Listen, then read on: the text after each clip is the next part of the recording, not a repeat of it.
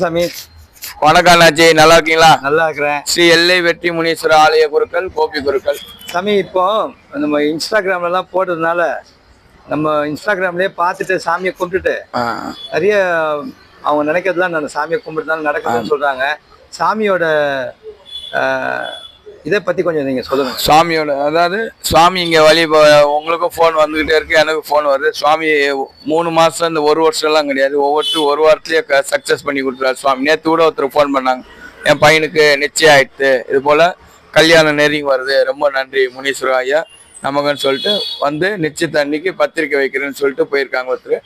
அதே போல குழந்தை பாக்கியத்தை ஐயா அலுவல் புரியார். குழந்தை பாக்கியத்தை வந்து தயிர் அபிஷேகம் வாங்கி தரணும், தயிர் வாங்கி தரணும் அபிஷேகத்துக்கு. கல்யாணத்துக்கு இப்போ நீங்கள் வரும்போது தேங்காய் பழம், இப்போ ஒரு ஜோதிட பார்த்து எப்படி போகிறோமோ அது போல் ஐயா பார்த்து வந்து வெத்தலை பாக்கு ஜாதகம் கொண்டு வரணும். அது போல் கல்யாணம் வந்து நம்பிக்கையோட ஊரில் எல்லா கடவுளும் நம்பிக்கை தான், தெய்வ சக்தி உனக்கு நம்பிக்கையோடு வழிபடணும். சென்னையில் உள்ள மக்கள் அனைவரும் வரக்கூடிய ஞாயிற்றுக்கிழமை வார பூஜையில் கலந்துங்க, கண்டிப்பாக எல்லாருக்கும் நல்லதே நடக்கும். கல்யாண வரத்தையும் குழந்தை வரைக்கும். அதே போல் கோர்ட்டு பிரச்சனை, வாகன வண்டி வாங்கினீங்கன்னா ஐயா கிட்ட வந்து பூஜை பண்ணி ரொம்ப சிறப்பு.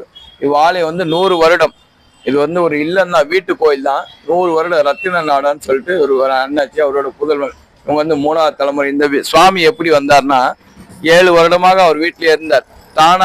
தானா சேர்ந்த கூட்டம் மீதி தானா வந்த முனீஸ்வரர் இந்த ஐயா, முனீஸ்வரர் தாத்தா. அது போல இப்போ ஒரு சமய காலத்து 5 மாசம் முன்னாடி கும்பாபிஷேகம் பண்ணி 48 நாள் முடிஞ்சு இப்போ நித்திய காலம் டெய்லி 27 முதல் 8 வரை நித்திய காலம் டெய்லி பூஜை நடக்கும். பௌர்ணமிக்கு ஜோதி முனீஸ்வரர் பூஜை நடக்கும்.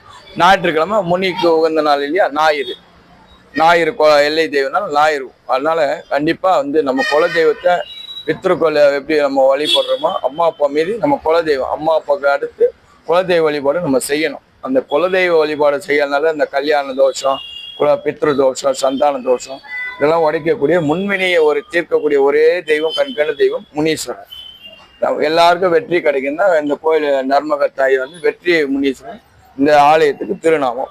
வந்து எல்லாருக்கும் கல்யாண யோகம், சந்தான யோகம், வழக்கு பிரச்சனைகள் எல்லா பிரச்சனையும் ஐயா தீர்த்தருள்வார். அதே போல கல்யாணத்துக்கு வரும் கண்டிப்பா ஜாதகம் கொண்டு வாங்க. இத்தனை அதே மாதிரி ஐயாவுக்கு வந்து விழுப்பண்ணு வாங்கிட்டு வரலாம். விளக்கு சிவனோட அம்சம்னால விழுப்பண்ணியும் திரிய வாங்கிட்டு வந்து கொடுக்கலாம். இவ் ஆலயத்தில் இதோ ஒரு சிறப்பு. இப்போ வந்து இப்படிக்கு நான் உங்கள் கோபி ஐயா.